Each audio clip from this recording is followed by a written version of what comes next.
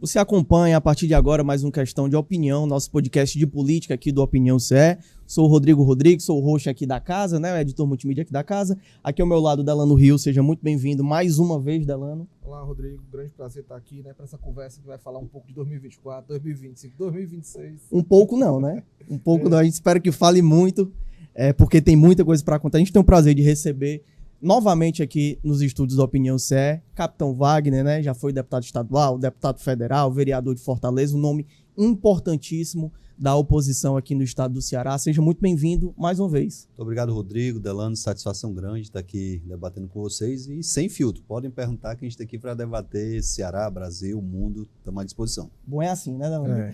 Fazer só uma breve apresentação, né? O Wagner Souza Gomes, conhecido como Capitão Wagner, ele nasceu na cidade de São Paulo, mas é cearense radicado aqui, cearense da gema, né, capitão? Uma das principais lideranças da oposição do Ceará, já foi deputado estadual, mais votado em 2014, já foi o vereador mais votado da cidade de Fortaleza em 2012, né? Também já passou pela Câmara Federal e pela gestão municipal de Maracanaú como secretário da Saúde, né? Em 2022 se filiou à União Brasil, partido pelo qual concorreu ao governo do estado e também à prefeitura de Fortaleza, no caso do último ano. Então, mais uma vez, estendo aqui as boas-vindas em nome de todo o grupo Opinião CE. Wagner, queria que a gente começasse por uma posição importante que você está ocupando agora, né? Em janeiro, o senhor anunciou que deixaria a Secretaria Municipal de Administração e Finanças de Pacajus, né? Aqui na Grande Fortaleza também, para assumir uma missão do União Brasil em Brasília. Queria que o senhor falasse um pouquinho mais sobre que missão é essa, qual a importância dessa missão, principalmente no contexto que a gente está hoje. Rodrigo, antes de falar da missão, eu acho muito engraçado essa história de dizer que eu nasci em São Paulo. A pessoa diz paulista.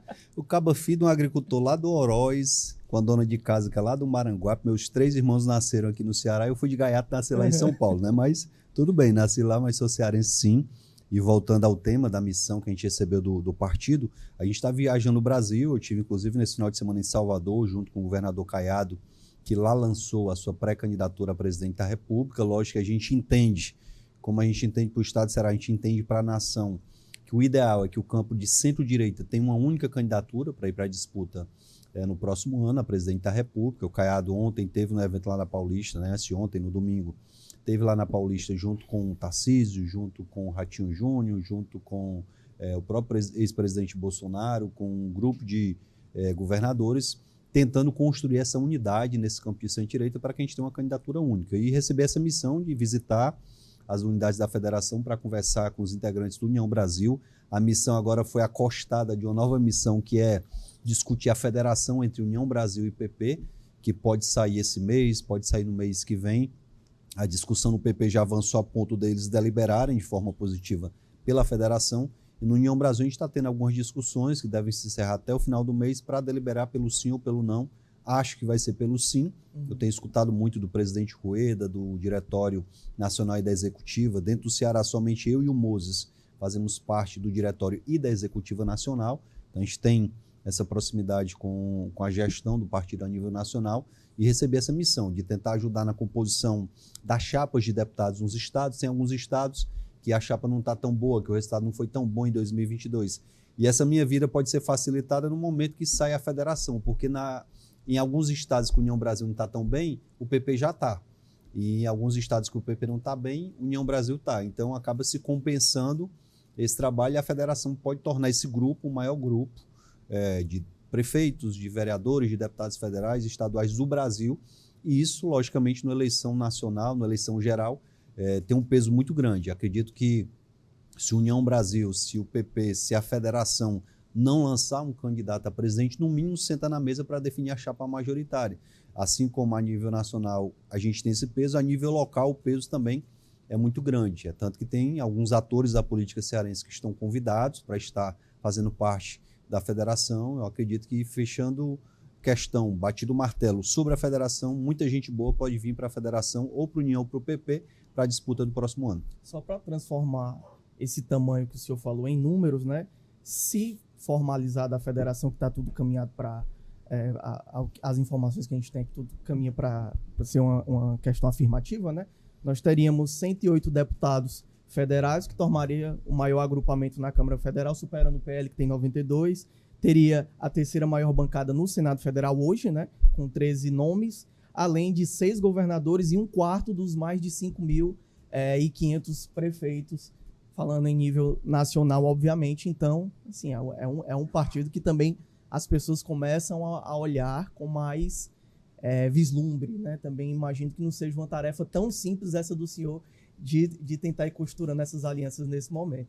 Lá na Bahia, por exemplo, União Brasil é muito grande e o PP também é um partido grande lá na Bahia. Juntando os dois partidos, a gente fica com uma bancada gigante de deputados, de prefeitos. É realmente um trabalho de muita paciência, né? Eu sou conhecido na política por ter paciência, por dialogar e tal, então isso acaba favorecendo. A gente pega o caso do Paraná. O Paraná tem 6 deputados do União Brasil e 6 do PP.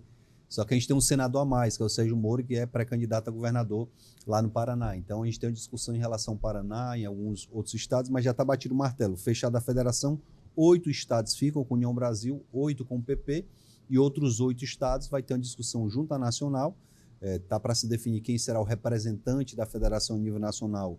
O nome mais forte hoje é o do Arthur Lira, ex-presidente da Câmara. A gente vai ter um revezamento, um ano é a União, outro ano é o PP. Assim como a liderança do bloco na Câmara também vai revezar. Um ano União, outro ano PP. Então está muito consolidado já o acordo. Que a gente precisa costurar alguns detalhes para que isso venha a acontecer de fato.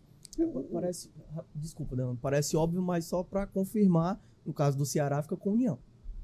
Até pela proporção, né? Nós temos 4 deputados federais e 4 estaduais. A União tem um deputado federal, o AJ, com quem a gente já conversou, que caso a federação venha a acontecer, permanece no PP, não vai mudar de partido. E tem 3 deputados estaduais. Com os estaduais a gente não conversou, mas um ou outro já disse que permanece também no PP. Então a gente não deve ter nenhuma debandada por conta da federação.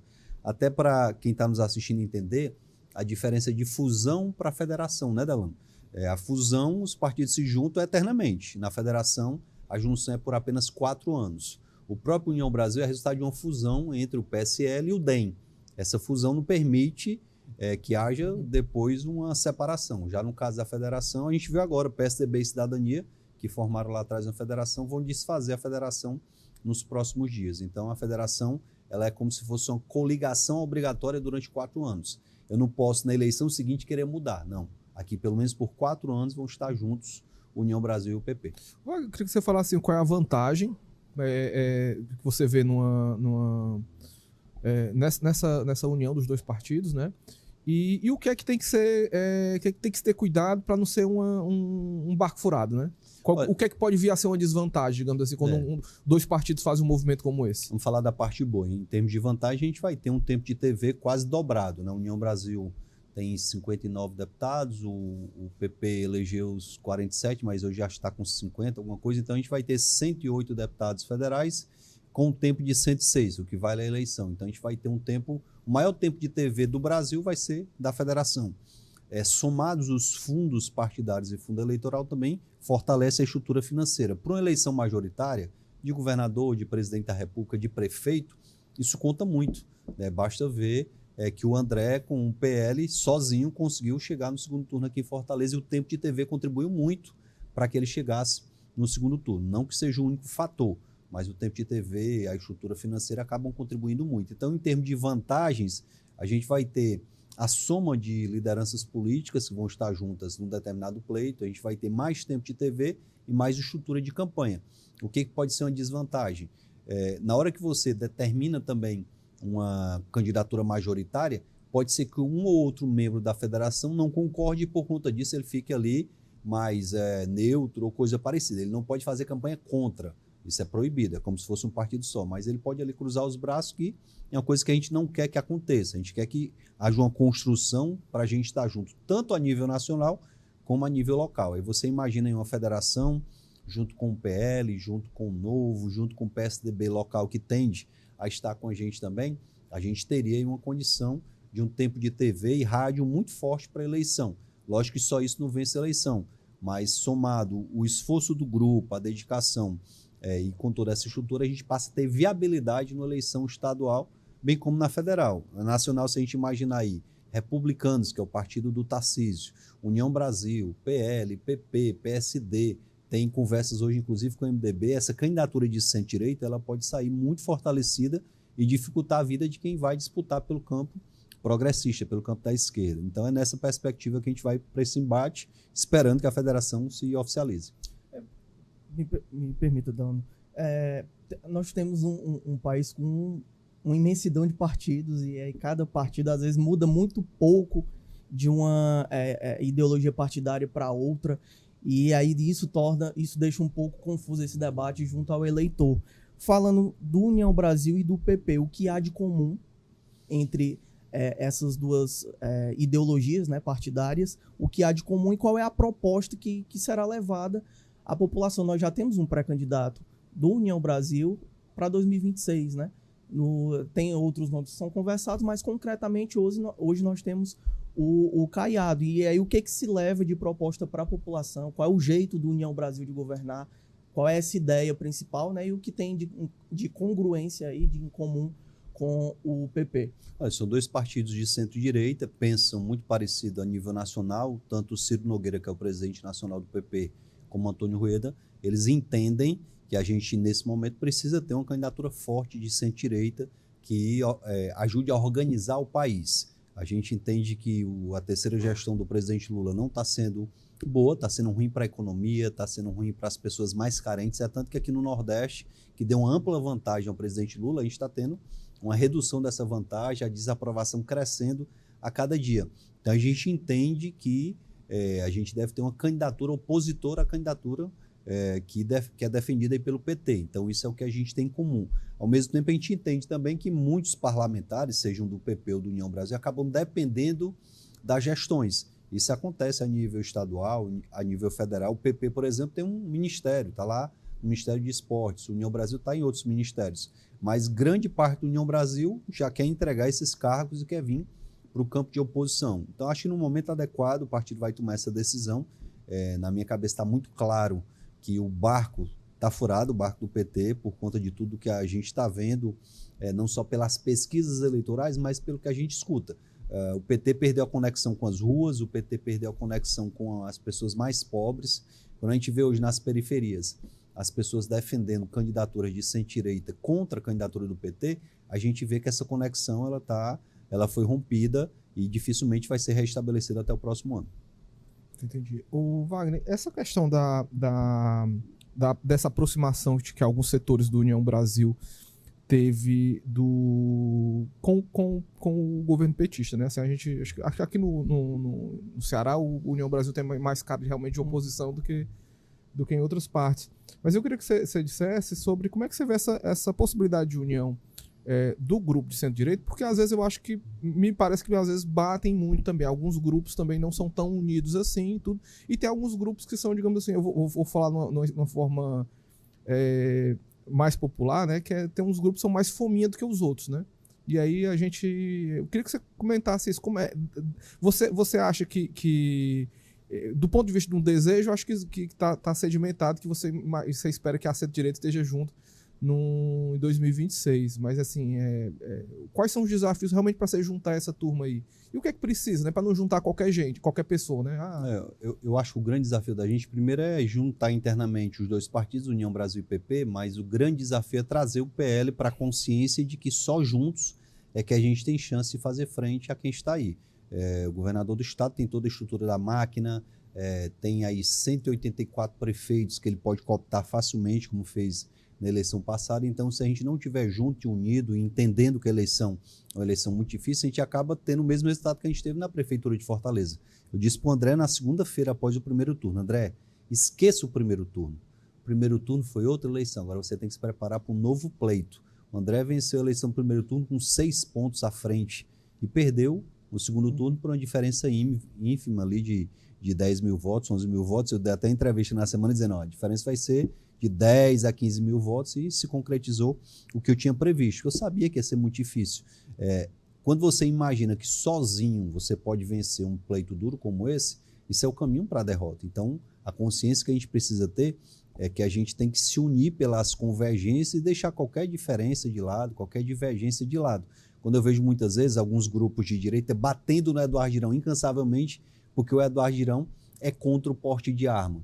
É nisso só que ele diverge de grande parte da pauta da direita. O Eduardo Girão é um cara cristão, é família, é um cara que defende o livre mercado, é um cara que está lá em Brasília fazendo um debate muito bacana. Eu até digo para ele muito, você tem que ser mais Ceará e menos Brasília, apareça mais no estado e tal, mas lá em Brasília ele é uma referência nacional em relação aos princípios da direita. E muitas vezes aqui tem gente que vem batendo na Eduardo Girão por conta de um ponto de divergência. E tem um outro ponto que eu venho a divergir, um outro ponto que o André vem a divergir de mim, o Carmelo, né? Então a gente tem que ter a consciência que só será possível apresentar uma chapa competitiva para o próximo ano se sentarmos à mesa e entendermos que o PL é sim o maior partido, né? Agora, na hora que a federação se monta, a federação já passa a ser maior do que o PL. O PL tem a maior liderança política da capital, aliás, a maior liderança popular da capital. Existe uma diferença entre liderança política e liderança popular. Quem tem voto tem liderança popular. Agora, a liderança política se constrói nos bastidores, na articulação, que para se construir tem que dialogar, tem que conversar. Então, nisso, o PL tem que amadurecer, tem que conversar mais. E eu acho que esse é o grande desafio, é fazer o PL entender para além dos muros do PL. Internamente, eles estão lá fechados, é muito bacana essa união deles, mas para além dos muros do PL, é necessário a gente agregar, porque senão a gente vai ter um resultado parecido com o da última eleição. Você vê, por exemplo, que o André teve grande apoio no segundo turno ali, de vereadores, de muita gente. Grande parte dessas pessoas estão lá com o Evandro já. Né? O Márcio Martins do União é um exemplo. Né? O Michel Lins é outro exemplo, e vários outros. Eu não vou citar aqui, até porque não é demérito. É lógico que os caras, por sobrevivência, um vereador da capital precisa ter acesso ali à prefeitura, acabaram optando por encostar no prefeito e ter o apoio para atender suas bases. Mas se não tivermos o amadurecimento, esse pessoal vai continuar lá. Na eleição de 2028, como é que vai ser? Então temos que amadurecer, conversar, dialogar e construir um grupo que seja capaz de fazer frente a quem está aí. Eu lhe perguntar exatamente isso. Assim, nesse ponto aí, você não acha que essa questão dessa rigidez, assim, ela está muito ligada especificamente ao grupo bolsonarista, né?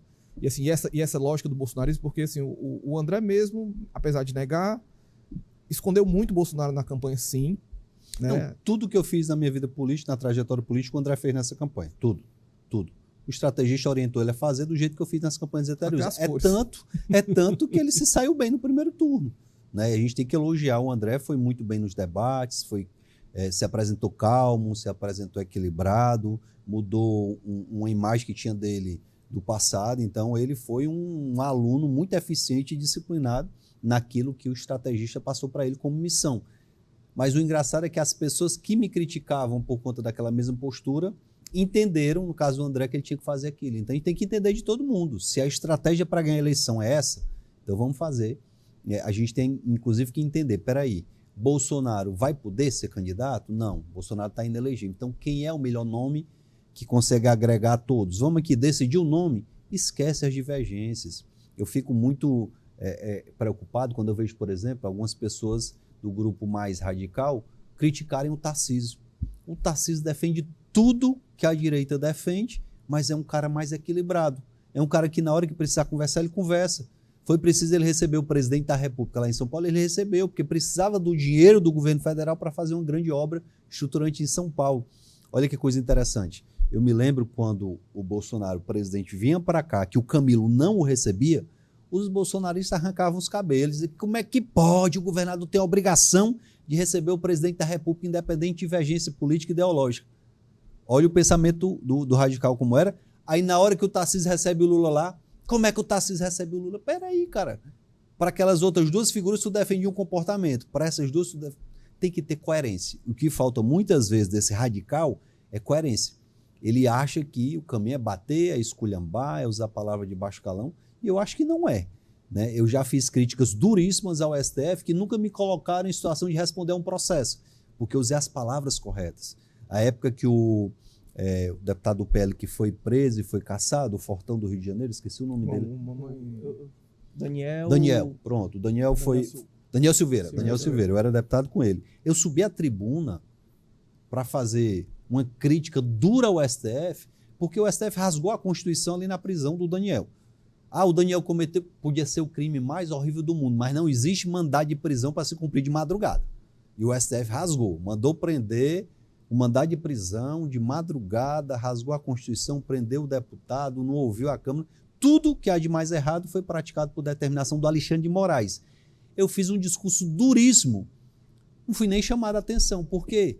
porque eu usei as palavras corretas, eu respeitei a figura, respeitei a instituição. Então, o que falta muitas vezes é isso. Não é gritando, chamando ninguém de cabeça de ovo, de boca disso, boca daquilo, que a gente vai convencer a população de que o STF errou ou acertou. O STF extrapolou todos os limites. Agora, essa última decisão do STF, meu amigo Rodrigo, permitindo que o parente do juiz, do desembargador e do ministro atue enquanto advogado numa ação onde o juiz vai tomar a decisão, é mais ou menos assim, Rodrigo. Tu é juiz, aí tu chama teu filho, meu filho, se forma em direito, você vai entrar nas ações que eu vou julgar. Isso é um grande absurdo do judiciário brasileiro, chancelado agora pelo STF. E, infelizmente, grande parte da mídia está fazendo ouvido de mercador, a própria OAB está silente diante desse absurdo e as instituições entram só no debate ideológico e esquecem os abusos que estão sendo cometidos nesse momento. Você já imaginou? A gente teve aqui no Ceará uma operação da Polícia Federal chamada Operação Expresso 150.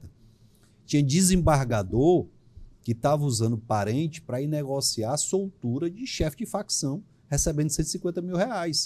Responderam a processo, inclusive. Então, se eu permito que isso aconteça, eu estou dando uma grande possibilidade da corrupção a aumentar no judiciário, que já existe, isso é fato, como existe no executivo, no legislativo. Aqui a gente está dizendo que um poder é mais corrupto que o outro. Mas, com essa decisão do STF, a gente pode ter ainda um problema muito maior de corrupção. Wagner, e como construir esse debate mais ao centro, mais equilibrado, em pontos mais polêmicos, né?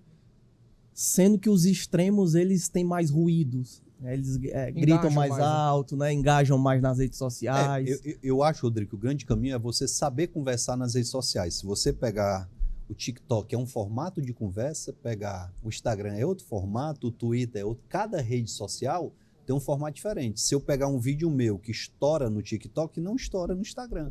Se eu pegar uma mensagem minha que bombou lá no Instagram, eu boto no TikTok, ela não bomba, né? Então a gente está conversando, está entendendo que o formato do TikTok é diferente, é um formato para a galera mais jovem, né? As pessoas de média idade, de idade mais avançada, que eram do Facebook, estão migrando para o Instagram. Então o Instagram está virando o Facebook do passado e o TikTok é a rede de comunicação, a rede social do momento. Daqui a pouco surge outro, então a gente tem que estar muito antenado em relação a isso. As equipes de comunicação têm que estar muito antenadas, porque foi através da rede social que o André viralizou, se tornou um fenômeno e quase ganhou a eleição aqui em Fortaleza. A grande ferramenta dele não foi o tempo de TV, não foi o plano de governo, não foram as propostas para a cidade, foi uma bela música, um belo jingle lá para o TikTok, que repercute até hoje. Até o Evandro está usando a música, o jingle de campanha, né? O Evandro está dizendo, a culpa é do Sarto, a culpa é do Sarto.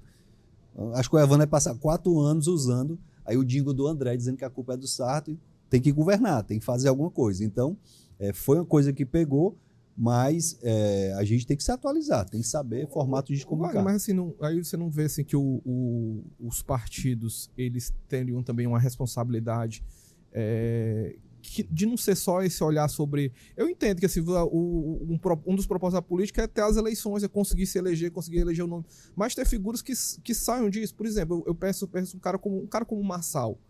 O cara como o Marçal, ele tem uma contribuição realmente para a política, ele é um cara que ele agrega a política, ele tem uma competência ali que a gente, nós precisamos de um cara desse para representar a gente, entendeu? Ou ele é ou nós vivemos naquela... de outsider, não, a gente vai viver de outsider, não, a gente vai viver de atualizações do Tiririca, do pior do que tá, não fica, assim, né? São versões mais modernas daquele discurso que naquele momento todo mundo riu, achou engraçado, o cara se elegeu com uma coisa, mas assim, é isso que nós precisamos?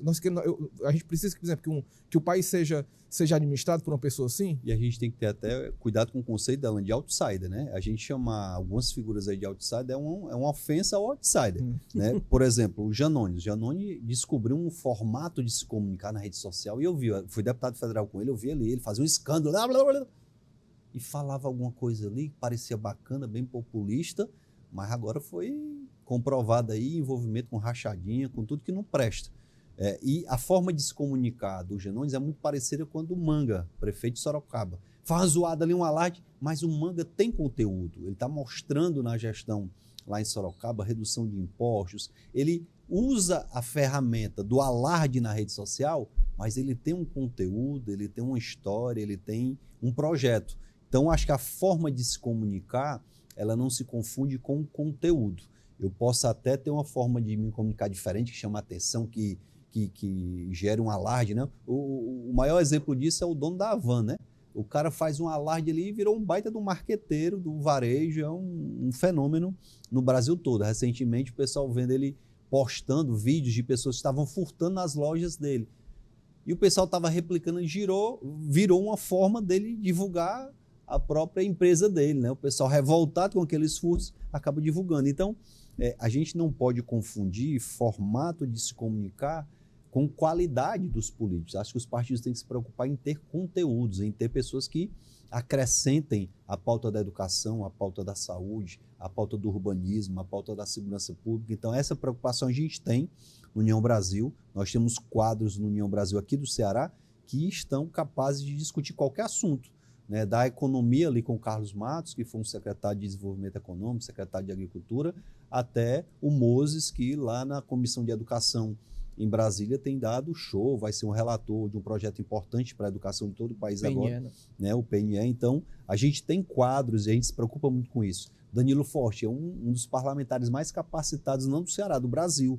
É um cara que discute qualquer assunto de energias renováveis ao PIB com uma tranquilidade muito grande, porque é um parlamentar de longa data, longevo, com qualidade, com projetos importantes. Então, a gente tem, graças a Deus, quadros bem importantes no sentido de ter conteúdo. Mas, às vezes, esse quadro tem um baita conteúdo, mas não consegue se comunicar na rede social e a mensagem não chega.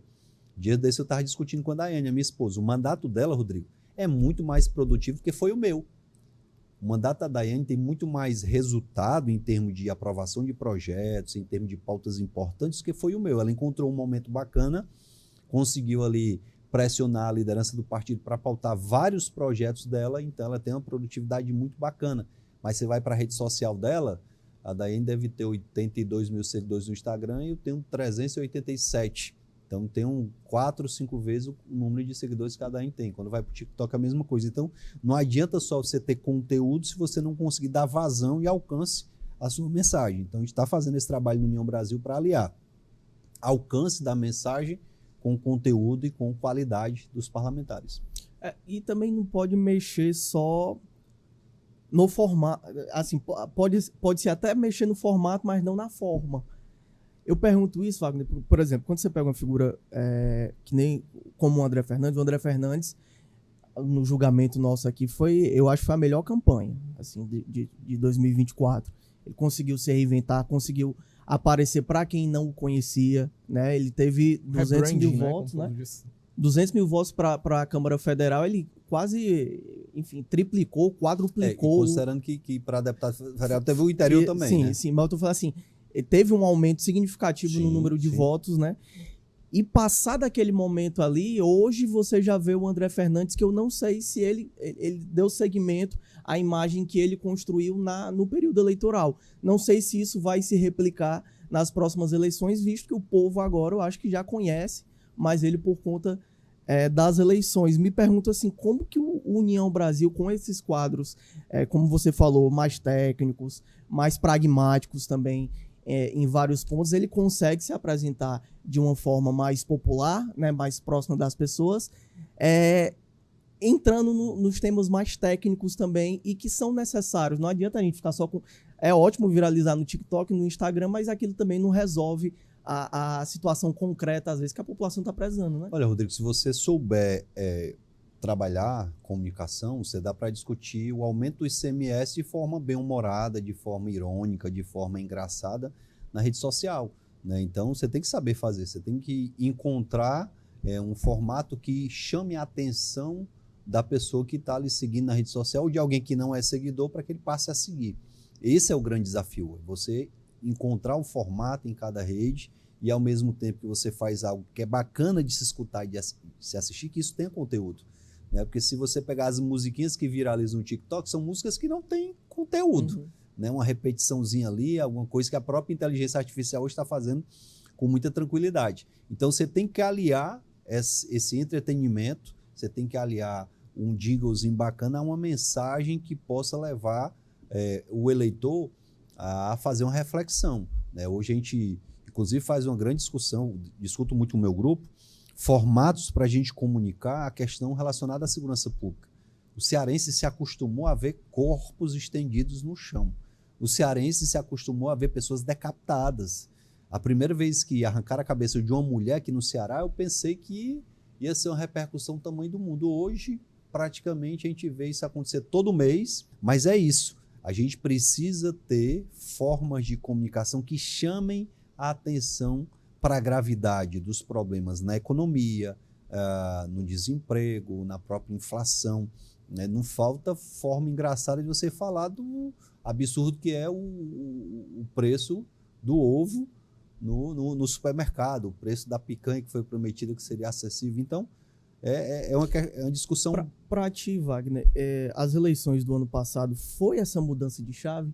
Porque houve uma mudança também acho que o eleitor, ele te via como essa figura central, de combativa aqui tanto à prefeitura, em alguns casos, como ao governo do estado, dependendo da situação, né? E no ano passado, o André Fernandes, ele pegou esse protagonismo junto ao eleitorado, não ganhou por 10 mil votos, que é ínfimo, né? Também é pouquíssimo.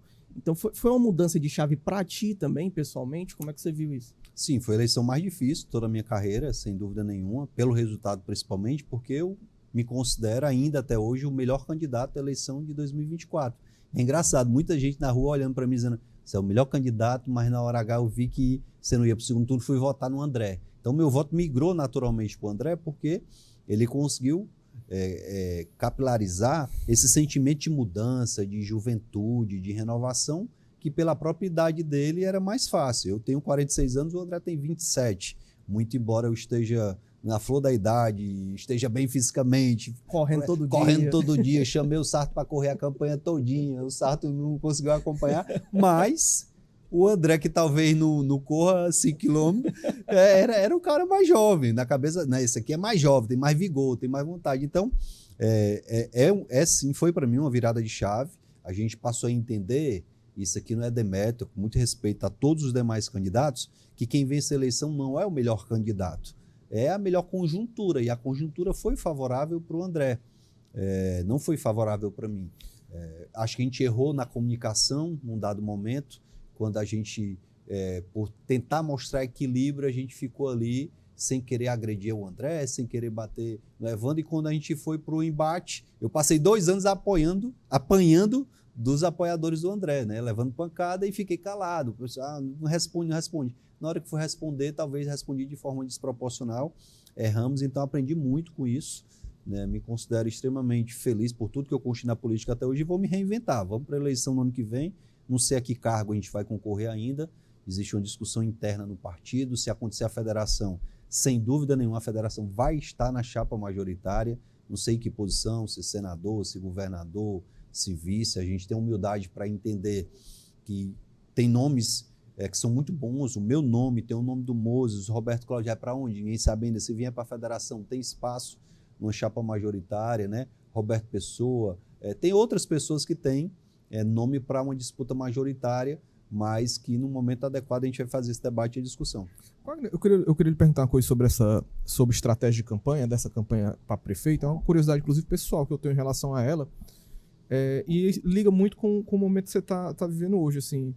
Eu lembro que naquela época que você você veio para a campanha, saindo de um cargo de secretário de saúde, né, que você aprestou números e tudo, realmente teve um impacto ali em Maracanaú. E eu me lembro até que você falava dessa imagem que tinha de você, de um profissional de segurança pública, de um cara que tinha uma pauta ligada à segurança. Você começou ali politicamente antes dessa coisa de partido, mas como uma liderança da própria categoria, né, dos policiais. E você queria mostrar que você estava gabaritado em outras áreas e tudo para você ser um gestor da cidade. Quando começa a campanha, ou não exatamente quando começa, mas não muito depois do começo da campanha, essa coisa da segurança pública virou a pauta das eleições, e você não foi um cara que entrou de cabeça nessa pauta. Você tentou ali ainda se mostrar como esse candidato plural. Você acha que você errou nesse ponto, assim? Você deveria ter falado mais de segurança nessa campanha? Eu acho até que eu fui o candidato que ainda falou mais sobre segurança durante a campanha, tanto nas minhas peças publicitárias como nas entrevistas. Eu acho que quem falou mais fui eu. Eu só tentei dar um tom que não era só segurança pública, porque de fato o problema da cidade, ele não é só segurança, nem tampouco só a repressão. A gente viu algumas medidas que foram adotadas, aliás, que foram prometidas durante a campanha, que a gente sabia que não iriam ajudar a solucionar o problema. Eu fico revoltado. Ontem eu estava em casa assistindo o vídeo do prefeito de São Paulo, o cara fazendo exatamente o que eu propus para a cidade de Fortaleza. O cara entrando no ônibus, olhando para uma câmera e dizendo, olha pessoal, essa câmera aqui do ônibus, ela tem leitor facial, essa câmera que vai permitir que se um bandido entrar no ônibus, vai ser feita a leitura do rosto dele, a viatura da Guarda Municipal vai chegar aqui e vai prender. Lá no centro de São Paulo, existem câmeras com leitura facial. Eu estava na rede social esses dias, aí vendo um cara que tinha matado uma mulher há 30 anos atrás, tinha sido condenado há mais ou menos 10 anos atrás, o cara foi identificado na rua, a câmera viu, identificou a viatura da guarda, foi lá e prendeu o cara. Tudo que eu sonhava para Fortaleza, eu prometi, eu propus, eu apresentei, mas infelizmente...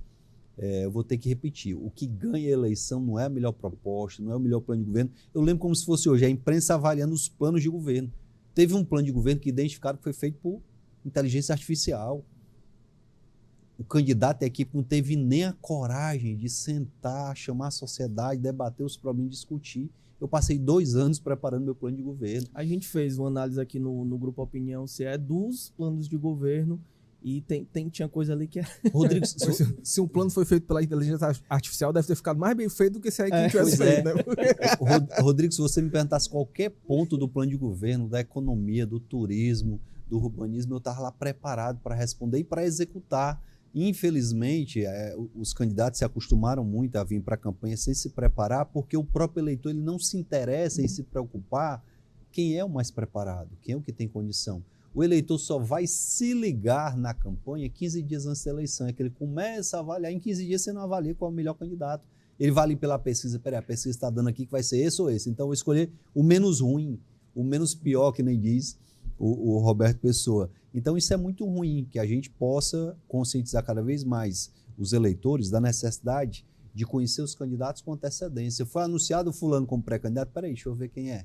Deixa eu avaliar. Eu não vou escutar o que o adversário dele diz, porque se for, já está. Eu também não vou escutar o que o aliado dele diz. Deixa eu fazer meu próprio juízo de valor, deixa eu pesquisar aqui o que esse cara tem de projeto. Esse cara é deputado? Peraí, o que ele apresentou de projeto? Esse cara que foi secretário, peraí, qual foi o resultado da gestão dele nessa secretaria? Falta isso ao eleitor. Né? Muitas vezes o eleitor que está nas ruas reclamando é o eleitor que vota errado e não se convence e diz, é isso mesmo e pronto. Esse papel de formação política para você, ele tem que ser feito pelos partidos? Os partidos têm que estimular, mas a sociedade como um todo tem um papel extremamente importante. A imprensa tem um papel extremamente importante. Né? Podcasts como esse aqui podem puxar um debate, vamos chamar aqui as figuras políticas do Estado, chamar os técnicos, chamar aqui um Marcos Holanda, um cara que tem experiência, para ele discutir economia, para ele avaliar o plano de governo na área econômica do Elmano, o que o Evandro está apresentando na área urbanística, chamar alguém que entende. Então, essa é uma forma também da imprensa colaborar para que o eleitor, ele na hora de tomar a decisão dele, ele tenha mais informações e com isso ele possa tomar a melhor decisão. Deixa eu ativar um pouquinho aqui o modo Roberto Moreira de pergunta, né? A gente recebeu uma figura há pouco tempo aqui e eu vou lembrar de uma aspa dele, palavras dele, né? Meu sonho seria Roberto Cláudio para governo do estado e Capitão Wagner como vice em 2026. Qual é a chance desse cara aí estar certo ou tá atirando pro lado certo? Olha, eu não sei quem é a figura não, mas a gente tem plenas condições de ter... o nome do Roberto e o meu, tanto na posição de governador, de vice, de senador, eu acho que são figuras que têm no campo da oposição espaço. Lembrando, logicamente, que André Fernandes não tem idade para disputar o governo do estado, nem a senatória.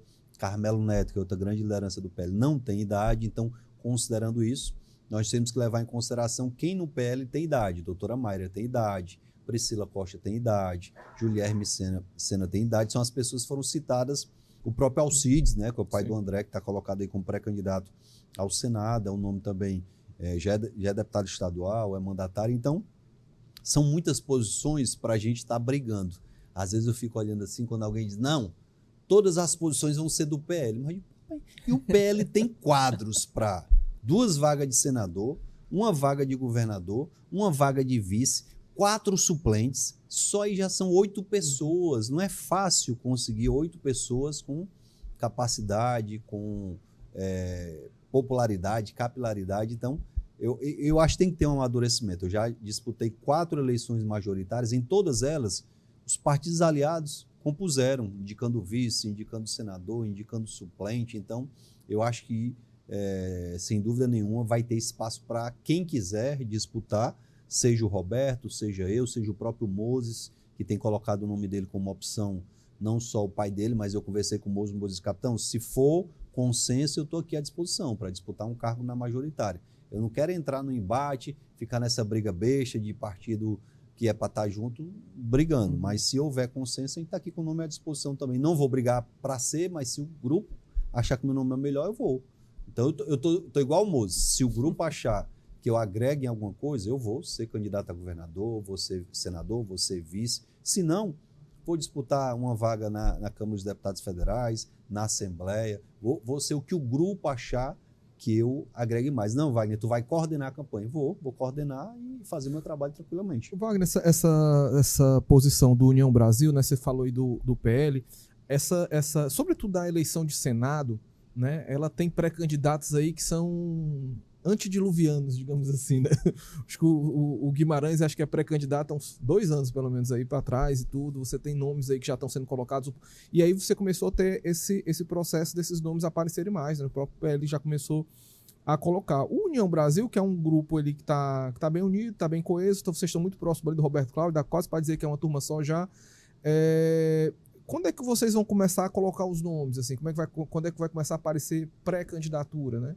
Olha, eu acho que a gente tem que seguir um ritual. E no ritual a gente tem que primeiro definir essa questão da federação, que deve se definir entre abril e maio. Definida a federação, a gente tem que começar a andar o estado de Ceará. Até para construir um plano de governo, você tem que escutar o Cariri, o Sertão Central, o Vale do Jaguaribe, os Inhamuns, a região norte, né, o litoral. Então, feito isso, naturalmente vão surgir os nomes. Ontem, parece que teve um debate aí do PT, do campo da Luisiane, lançaram a Luisiane ao Senado. Então, o nome se fortalece quando ele sai de um debate. Se eu chegar e dizer, eu sou presidente da União Brasil, por isso eu quero ser candidato a senador. Não funciona assim. A gente tem que ter um entendimento que não existe candidatura de si próprio. A candidatura tem que ser de um grupo e, se for do povo, melhor ainda, porque a chance de vitória é muito grande. E quando a gente fala em eleição a senador, existe uma observação, eu queria que todos os meus aliados assistissem esse podcast. Pois mande para todo mundo. Para eles entenderem, Rodrigo, que na eleição de uma vaga de Senado é uma coisa e na eleição de 2 vagas de Senado é completamente diferente. Sabe por que Eduardo Girão ganhou a eleição para senador? Porque no nosso campo tinha Eduardo Girão e doutora Mayra, 2 candidatos com voto, com conteúdo, com capilaridade. Então foi porque quem votou no Girão votou na Mayra, quem votou na Mayra votou no Girão. E por que o Girão ganhou? Porque a gente começou antes. A gente estava no PROS, um partido nanico, a Mayra estava no PSDB, que era um partido de médio porte. Só que o PSDB demorou a escolher a Mayra. A gente saiu 3 meses na frente. Então isso facilitou a nossa vida. Nós estávamos mais organizados, planejamos melhor, antecipamos a campanha do Girão e ele conseguiu vencer a eleição. Então é isso que o nosso campo tem que entender. Uma única candidatura ao Senado é certeza de derrota. Deixa eu puxar um exemplo da primeira eleição que eu disputei, em 2010.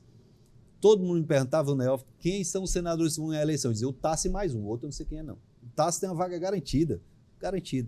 E o Tasso fez uma campanha de senador sozinho.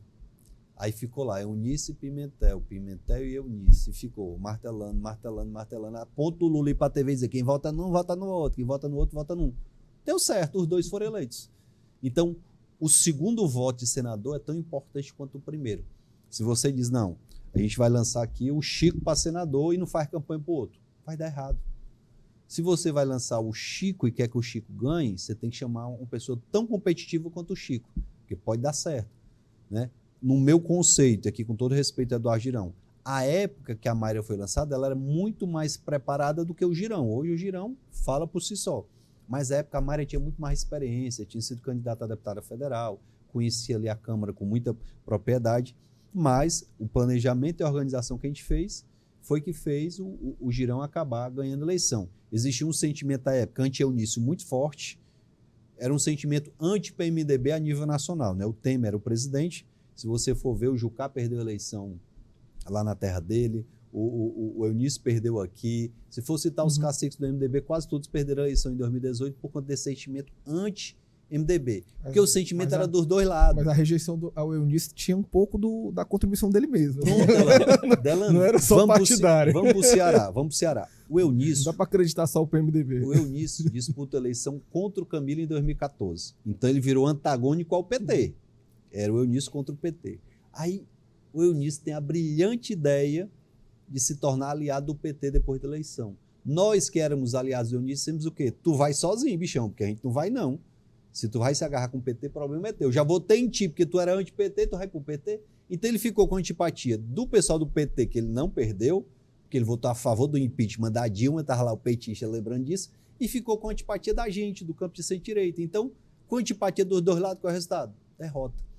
Perdeu por conta do sentimento anti-Eunício, certo? Se a gente for ver, o Eunício foi um senador que mandou muito recurso para os municípios, trabalhou muito pelo estado de Ceará, mas errou na hora de tomar a decisão de fazer uma aliança com quem ele não deveria se aliar. Se ele tivesse continuado na oposição, aquela eleição tinha sido dele. No caso do União Brasil, para a gente calcular aqui, que é uma vaga ao Senado, né? Vai lançar um candidato ao Senado.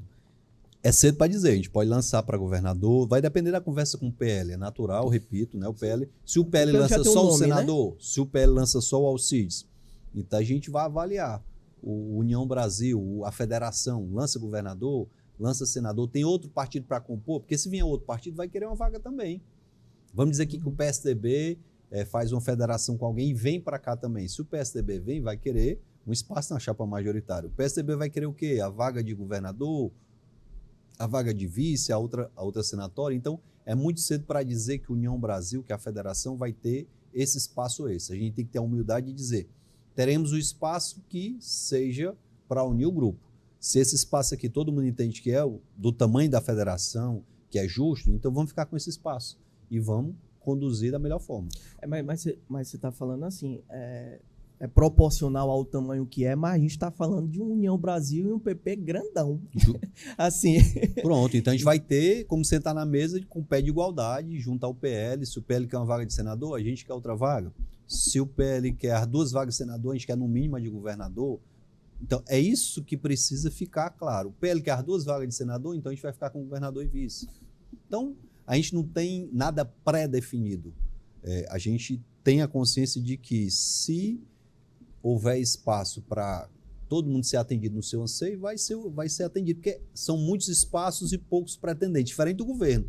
Lá no governo tem Guimarães, tem promessa para o Guimarães, para o Chiquinho, para o Júnior Mano, para o Cid, para a Luiziane agora. Daqui a pouco vai faltar dedo na mão para tanto candidato a senador que tem lá. Wagner, deixa eu lhe perguntar uma coisa. Eu sei que tem algumas incógnitas aí nesse percurso seu e do União, né, até o próximo ano, mas eu queria que você comentasse como é que você imagina o trabalho que tem que ser feito, avaliar se o trabalho tem que ser feito por esse grupo de centro-direita no interior do estado. Porque assim, me parece que é um grupo, a gente começa a citar os nomes, você tem nomes muito fortes, né, muito bem estabelecidos, inclusive entre o eleitorado de Fortaleza. A gente vê também que, por exemplo, a própria base do governo, a base, né, o grupo petista, o PSB, PT aqui, ele tem força, mas também ele tanto que aí o Evandro ganhou a eleição, mas não ganhou, né, de assim, ganhou como a gente teve, por exemplo, uma eleição do Elmano, que foi uma eleição em primeiro turno, né? A gente vê ali uma força. Aquela eleição passada, por exemplo, mostrou uma força muito grande desse grupo no interior do estado, aí se reflete aí, por exemplo, você vê nessas eleições, como você mesmo citou, o tanto de prefeitos que estão alinhados ali com o governador, como é que vai ser o trabalho no interior? Porque vocês não ganham só em Fortaleza. Sim. Né? Isso aí, assim, nós vamos aqui... se você tirar a maioria em Fortaleza, não quer dizer que você vai inclusive, se eleger. Né? Você vai eleger o seu... Você, que eu digo... Pode Sim, ser lógico, você também, né? Seja quem for. Mas o seu grupo, né? Mas como é que vai ser o trabalho de vocês no interior do estado? Como é que você vê esse desafio do interior do estado? Delano, se a gente pegar a eleição passada para governador, eu ganhei a eleição aqui em Fortaleza, eu ganhei em São Gonçalo, ganhei no Eusébio. Na região metropolitana a gente não teve dificuldade. E o percentual de votos que a gente tirou na capital foi muito bom, né, diante dos candidatos. Você imaginar que eu tirei o dobro dos votos do Roberto Cláudio em Fortaleza? O Roberto Cláudio saiu super bem avaliado da gestão. Então a gente percebe que na região metropolitana a gente não tem tanta dificuldade. E a gente tem hoje uma possibilidade de terem 2 polos no interior que podem fortalecer a oposição. Sobral, a partir da gestão do Oscar, pode ser um polo, né, que irradie para toda a região norte, e Juazeiro do Norte, a partir da gestão do Gleides, pode ser um polo que irradie para a região do Cariri. Só que a oposição precisa aprender a fazer irradiar. Como é que a gente faz isso? Chamando essas lideranças para que elas possam já com antecedência trabalhar os nomes, né, que vão ser colocados. Se a gente pegar a eleição passada, para o Gleidson anunciar apoio para mim lá em Juazeiro, foi uma novela. Eu tive que ir lá umas 10 vezes, a gente namorou acho que uns 5 meses para poder o homem dizer sim. O homem é osso duro de roer. Difícil, né? Porque o Gleidson quis fazer uma campanha ali para o Camilo, senador, Wagner, governador, e Fernando Santana, deputado estadual. Foi um negócio meio esquisito até para o eleitor entender. Coisa que eu acho que não vai se repetir, porque o próprio Gleidson dizia na época, ó, tu tá preparando uma cobra para te morder. Tu acha que o Fernando Santana vai te apoiar na tua reeleição? Anota que ele é teu adversário. Dito e feito. Juntou lá Camila, o Mano, todo mundo contra o Gleidson lá em Juazeiro. Eu acho que ele aprendeu a lição lá no Cariri. O Oscar é maduro e tá vacinado e sabe que lá em Sobral ele tem um grande desafio. Tá aí o Cid batendo na porta do secretário de Estado com um grupo de vereadores de Sobral para tentar manter o grupo dele coeso ali, que ele tá perdendo. O pessoal já está querendo aderir ao Oscar. Hoje o Oscar até deu uma freada, porque se não desse, todos os vereadores já estavam na base dele. Então, a partir dessa experiência de Sobral e dessa experiência do Juazeiro do Norte, a gente tem como construir um trabalho no interior. Repito, precisa ser feito com antecedência, a gente precisa apresentar algo de novo para o interior. Eu sempre defendi, até porque minhas raízes são no interior do estado, que o interior fosse respeitado. E o governo Elmano, junto com a Assembleia, na gestão do Evandro Leitão, fez algo muito ruim para o interior, muito. A Constituição do Estado determinava que pelo menos 50% do orçamento do Estado tinha que ir para o interior, a metade. Aí veio o Evandro Leitão, presidente da Assembleia, recebeu uma mensagem do Elmano dizendo, não tem mais a obrigação de ser 50%, pode ser 10%, 20%, 30%, a gente vai decidir. 50% é o mínimo, né? Que você diz. Isso, era o mínimo. Agora pode ser 10, 20, 30, então o interior foi extremamente prejudicado e foi aprovado lá na Assembleia. E o cidadão do interior está sabendo disso. O interior que era visto, meu amigo Rodrigo, como um local que a gente ia para ter paz, tranquilidade, que a gente dormia com a janela aberta, botar a cadeira na calçada, não é mais o mar de rosas que era antigamente, certo? Então, com essa violência tomando de conta do interior, com o baque na economia do interior, com o interior hoje com mais acesso à informação, é possível que a gente possa penetrar melhor no interior do estado. O prefeito não vai ter tanta influência quanto teve nas eleições passadas. Será que os prefeitos estão satisfeitos com o governador? Porque tem um prefeito ali que está na base e diz, rapaz, eu já botei foi o nome do governador no SPC, porque já prometeu mundos e fundos aqui, não me entregou nada. Tem um prefeito muito engraçado que ele diz isso direto, rapaz, o nome do Camilo estava no SPC, eu pensei que o Elmano ia tirar, mas agora até o Elmano entrou no SPC, porque promete e não entrega. Então, promessas tem muitas. Agora, não sei até que ponto eles vão conseguir fazer esses prefeitos se engajarem na campanha se os prefeitos perderam a arrecadação. Mas para isso esse grupo de oposição, ele tem que, me corrija se eu estiver errado na minha análise, o negócio tem que ser fechado com mais antecedência, né? Não dá para deixar na véspera da eleição não, para saber quem vai ser quem é que está junto. E até acredito, Delano, que a gente não vai ter grande número de prefeitos apoiando a candidatura de oposição, que a gente pode ter um efeito que teve na campanha do Eunício. Na campanha do Eunício, o povo do interior fez o quê? Só isso aqui, ó.